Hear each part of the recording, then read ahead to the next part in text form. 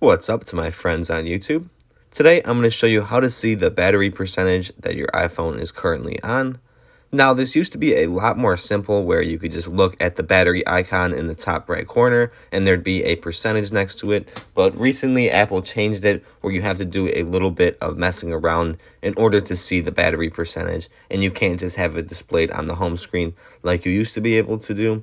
But it is pretty simple to see the battery percentage every time you want to check now. If you want to check battery percentage, what you're going to do is you're going to go to the top right corner as if you would, and then you're going to swipe down and it's going to bring up the control center menu here. And now you can see in the top right corner that the battery percentage is displayed.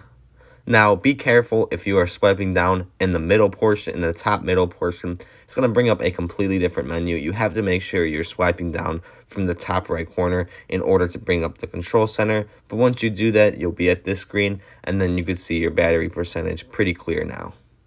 That's pretty much all I have for you today, though, as far as seeing your battery percentage goes. If you had any questions or were confused at all by this tutorial, be sure to leave a comment down below and I will get back to you as soon as possible with any questions you may have. Otherwise, if you found this helpful today, like and subscribe, and thanks for watching.